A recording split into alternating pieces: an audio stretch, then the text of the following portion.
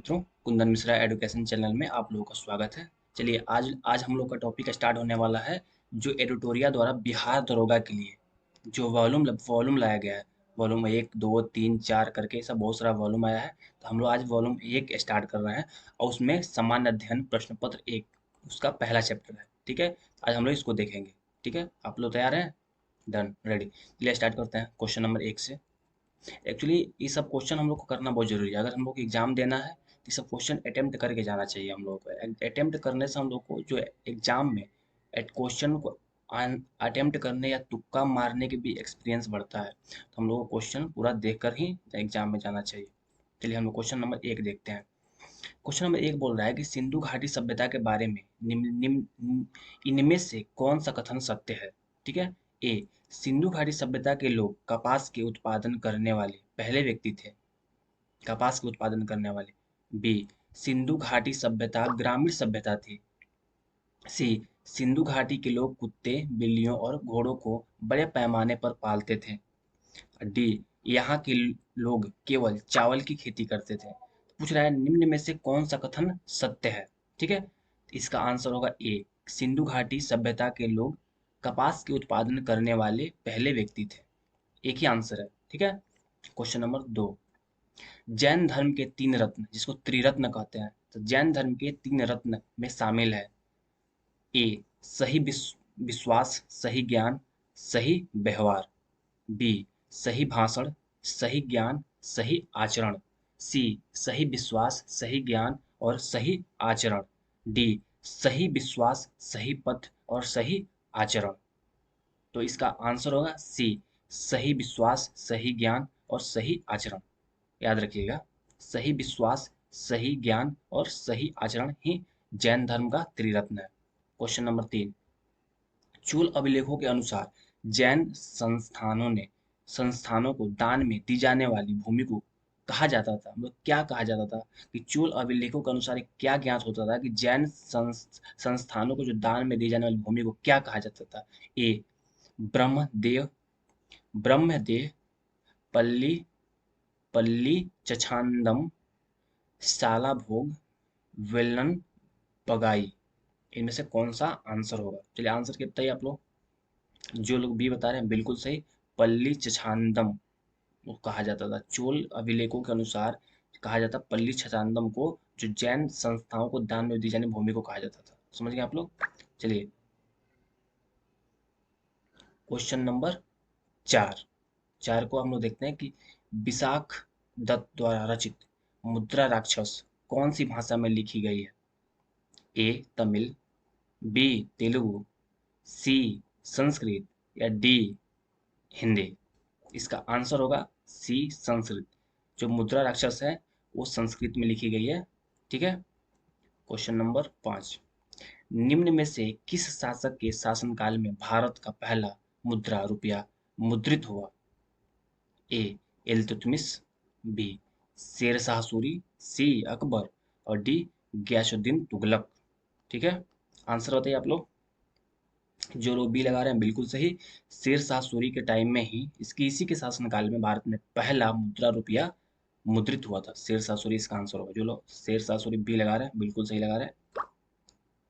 इसके बाद question number 6। ठीक है, निम्नलिखित में से किसके शासनकाल में मुगलों और मराठों के बीच द्वंद्व आरंभ हुआ?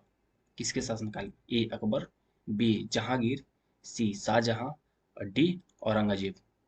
इसका आंसर होगा डी, औरंगजेब। जो लोग डी लगा रहे हैं बिल्कुल सही लगा रहे हैं। चलिए 6 नंबर क्वेश्चन का आंसर बताइए, तेजी कीजिए।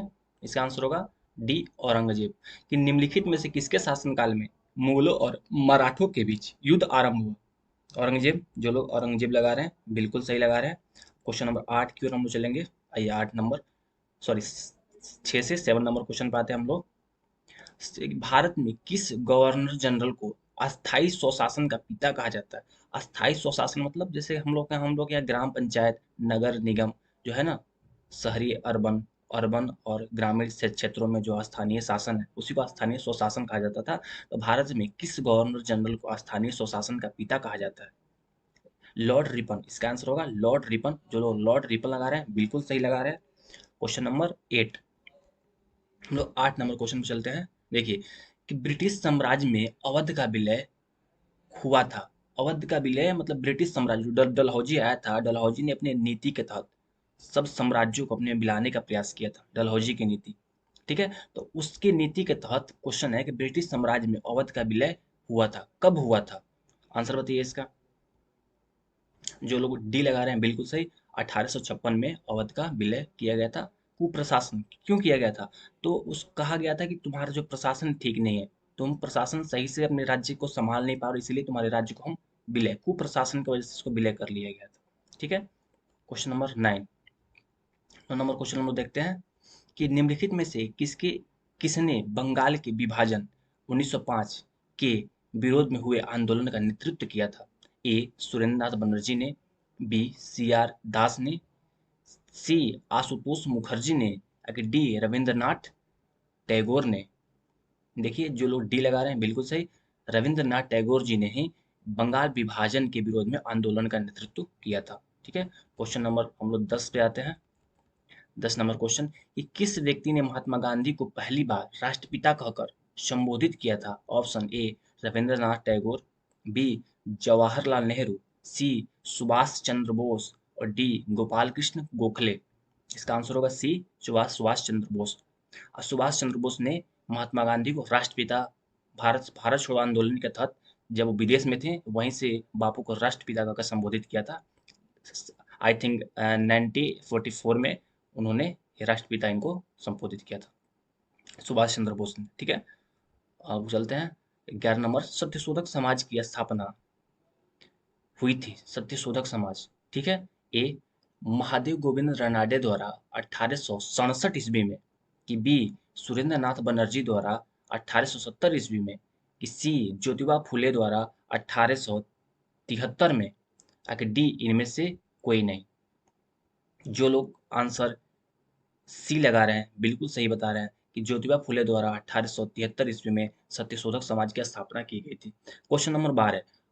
अट, अटला देवी मस्जिद का निर्माण किस शासक द्वारा किया गया था? याद रखिएगा, अटला देवी मस्जिद। ए हुसैन शाह सरकी, बी इब्राहिम शाह सरकी, सी सिकंदर शाह और कि डी मलिक अहमद।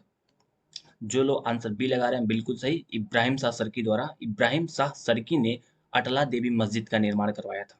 ठीक है, अब हम आते हैं क्वेश्चन नंबर 13। अलाउद्दीन के समय भू राजस्व की दर उपज का कितना था? अलाउद्दीन खिलजी के समय। ठीक है, 1/2 भाग मतलब 50%, 3/4 भाग, 1/4 भाग या 1/5 भाग। चलिए आंसर बताइए तेज में। जो लोग ए बता रहे हैं बिल्कुल सही। अलाउद्दीन खिलजी 1/2 मतलब 50% राजस्व कर लेता था। अगर 100 रुपये का उत्पादन होता था तो 50 रुपये सरकार को देना ही है, अलाउद्दीन खिलजी के साम्राज्य को लेना ही है, साम्राज्य लेगा ही। इसका उस टाइम नीति थी। ठीक है, क्वेश्चन नंबर 14। भारतीय संविधान अपने नागरिकों को डैश डैश की समानता का वचन देता है। कौन कौन सी समानता? अभिव्यक्ति और विश्वास, ए बी विचार और अभिव्यक्ति, सी प्रतिष्ठा और अवसर, कि डी अवसर और अभिव्यक्ति। जो लोग सी लगा रहे हैं बिल्कुल सही, प्रतिष्ठा और अवसर की समानता की बात करता है, न कि अभिव्यक्ति का। ठीक है ना, भारतीय संविधान। आते हैं क्वेश्चन नंबर 15। निम्नलिखित में से कौन सी समिति ने मूल कर्तव्यों को संविधान में सम्मिलित करने का सुझाव दिया था? कि मूल कर्तव्य हमारे संविधान में होना चाहिए। ए स्वर्ण सिंह समिति, बी मल्होत्रा समिति, सी नरसिम्हन समिति, कि चार अशोक मेहता समिति। जो लोग आंसर ए लगा रहे हैं बिल्कुल सही, स्वर्ण सिंह समिति के अनुशंसा पर ही, स्वर्ण सिंह समिति के अनुशंसा पर ही 1976 में भारतीय संविधान में मूल कर्तव्यों को जोड़ा गया था। कौन सा अमेंडमेंट करके जोड़ा गया था, थोड़ा बताइएगा हमको, बताइए। जो हमारे संविधान में 46वें, कौन सा? हमारे संविधान में जो 42 अमेंडमेंट हुआ था 1966 में, उसके तहत मूल कर्तव्य को जोड़ा गया। और सुझाव किसने दिया था? स्वर्ण सिंह समिति ने सुझाव दिया था। आगे बढ़ते हैं, देखते हैं कि अनुसूचित जनजाति के संरक्षण के लिए एक क्षेत्र को अनुसूचित क्षेत्र के रूप में घोषणा करने की शक्ति किसके पास होती है कि वो अनुसूचित क्षेत्र को घोषित करे? ए प्रधानमंत्री, बी गृह मंत्री, सी राष्ट्रपति या डी रक्षा मंत्री। चलिए आप लोग इसका जवाब दीजिए, जल्दी कीजिए, कमेंट कीजिए। जो लोग सी बता रहे हैं बिल्कुल सही, राष्ट्रपति के पास ही शक्ति होती है। क्वेश्चन नंबर 17, ग्राम सभा में निम्न में से कौन शामिल होता है? गांव विशेष में रहने वाले सभी लोग, वे सभी व्यक्ति जिनके नाम गांव विशेष में पंचायत के लिए मतदाता सूची में दर्ज है। सी, गांव विशेष के गांव विशेष के सभी वयस्क पुरुष। डी, वे सभी व्यक्ति जो साक्षर है। आंसर बताइए, तेजी कीजिए।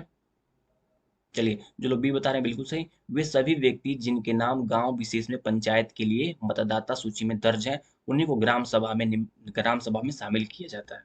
क्वेश्चन नंबर 18, कि संविधान का निम्नलिखित में से कौन सा संशोधन केंद्र और राज्यों में मंत्री परिषद के मंत्रियों की अधिकतम संख्या सीमित करता है?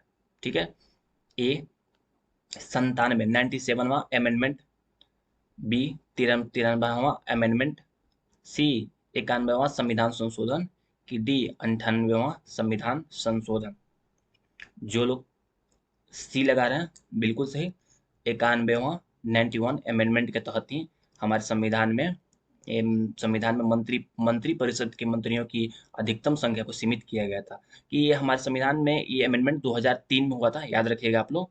और इसमें कहा गया था कि जो सदन के सदस्य होंगे वो 15% करने की व्यवस्था की। 15% से अधिक नहीं होंगे, 15% होंगे। ठीक है, आगे बढ़ते हैं।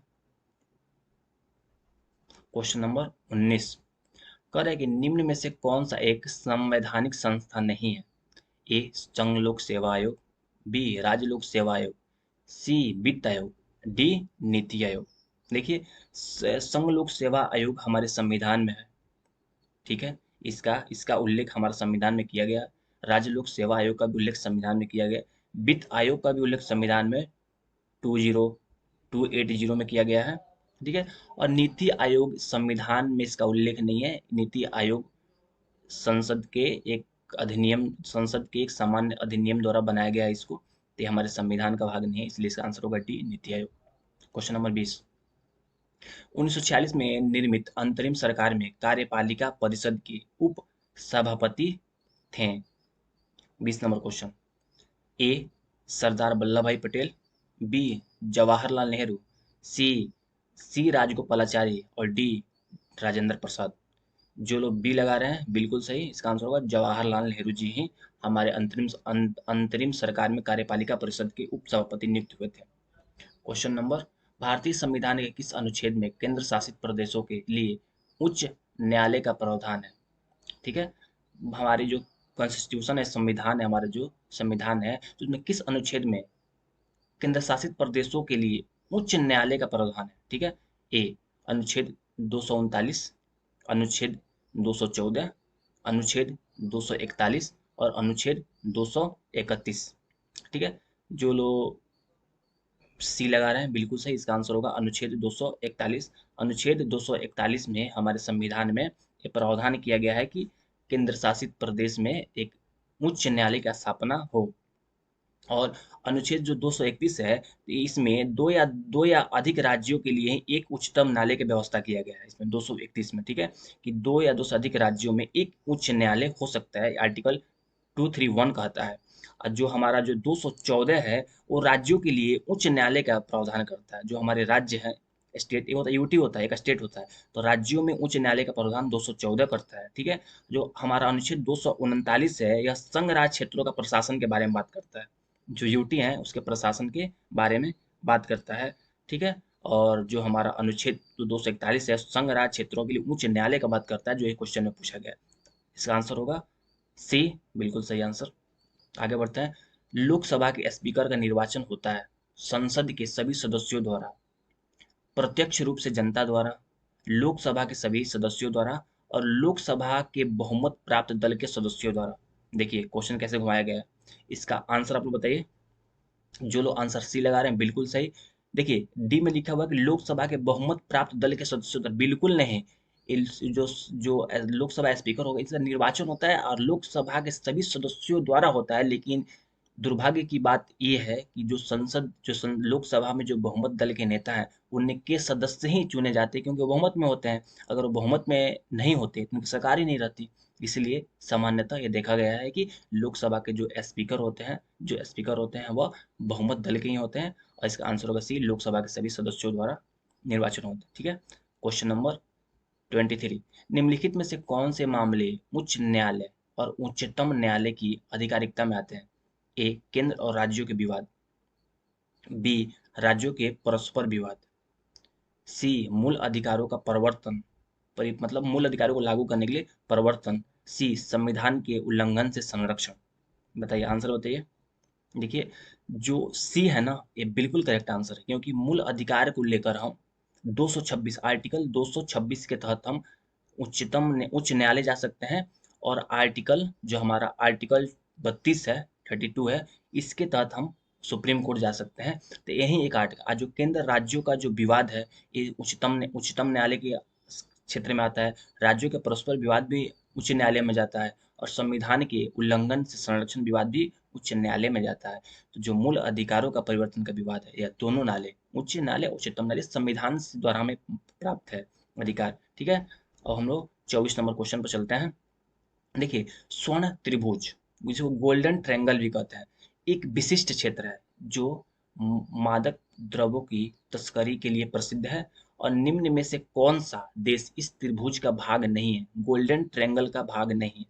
थाईलैंड, म्यांमार, लाओस और कंबोडिया। चलिए, इसका आंसर बताइए आप लोग, कमेंट कीजिए। जो लोग आंसर डी बता रहे हैं बिल्कुल सही, कंबोडिया। जो म्यांमार है, जो थाईलैंड, लाओस है, यही ट्रायंगल का निर्माण करते हैं, समझ रहे हैं, यही ट्रायंगल बनाते हैं तीन लोग। और जो कंबोडिया है, वो कंबोडिया इन लोगों से अलग है।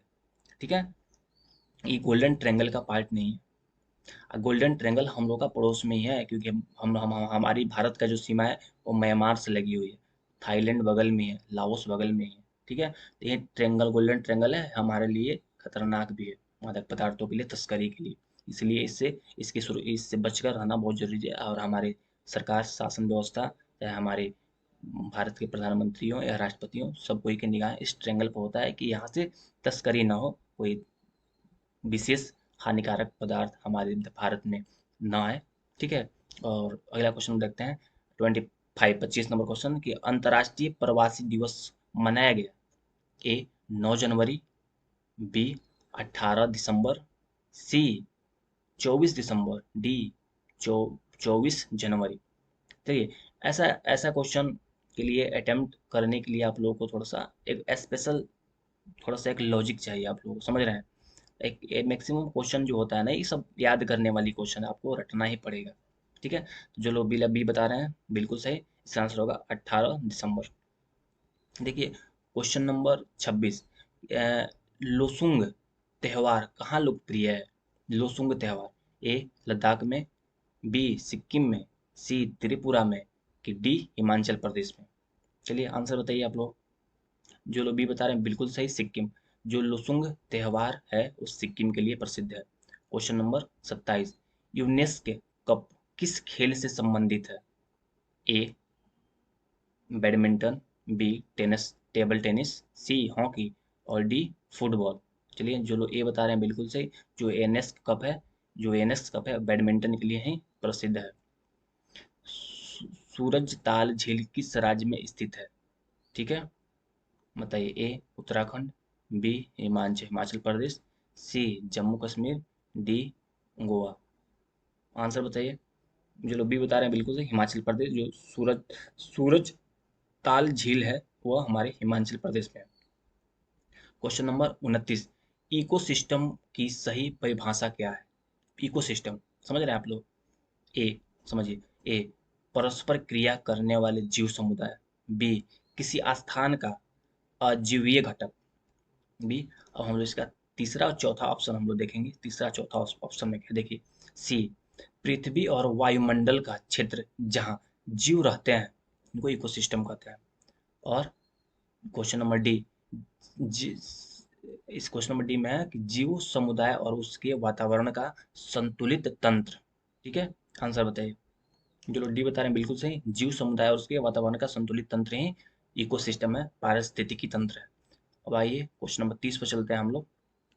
30 नंबर क्वेश्चन में है कि पारिस्थितिकी संतुलन बनाए रखने के लिए भारत में वन क्षेत्र कितने प्रतिशत होने चाहिए? 21.5%, 13.3% या 31.3% या 33.3%? जो लोग डी लगा रहे हैं बिल्कुल सही, 33.33% इसका आंसर होगा। चलिए, तो आज के इस लेक्चर में हम 30 ही क्वेश्चन देखेंगे और हम कोशिश करेंगे कि जल्द से जल्द इस वॉल्यूम को समाप्त करके हम लोग एक नया वॉल्यूम में प्रवेश करें। और मैं गारंटी के साथ ये कह सकता हूँ कि आप लोग इस वीडियो को देखिए, समझिए, फॉलो कीजिए। आप लोग एक भी क्वेश्चन अगर यहाँ से आए तो गलत नहीं होने दूंगा मैं। और आप लोग बिहार दरोगा की तैयारी कर रहे हैं और बिहार दरोगा के लिए ही एडिटोरिया द्वारा ये प्रस्तुत किया गया है। तो मैं चाहूँगा कि हर बच्चा इसको ध्यान से पढ़े, समझे और मेरे वीडियो को पॉज कर आप आंसर देने का प्रयास कीजिए। आप आंसर देंगे तभी आपके अंदर से आएगा। अगर आप एक बार वीडियो सुन रहे हैं और क्वेश्चन आंसर देख लिए, लेकिन आपको माइंड में फिट नहीं होगा। माइंड में फिट होने के लिए पहले आपको वहाँ उस क्वेश्चन को पढ़िए, पॉज कीजिए, फिर आंसर देने का प्रयास कीजिए। नहीं होता है फिर आप एक बार देखिए इसका आंसर क्या होगा। ठीक है, ऐसा कीजिएगा तो आपको दिमाग में ही बैठते जाएगा, माइंड कैप्चर करते जाएगा। ठीक है, तो आप लोग मेरे इस वीडियो के साथ बने रहिए, वीडियो को लाइक कीजिए, चैनल को सब्सक्राइब कीजिए और दोस्तों को शेयर कीजिए ताकि वो भी पढ़ सकें। चलिए ठीक है, फिर किसी नेक्स्ट वीडियो में हम लोग लाते हैं, अगले अगले चैप्टर आएंगे, अगले चैप्टर में आप लोग से मिलते हैं। ठीक है, तो फिर बात करते हैं आप लोग से। चलिए, थैंक यू, जय हिंद।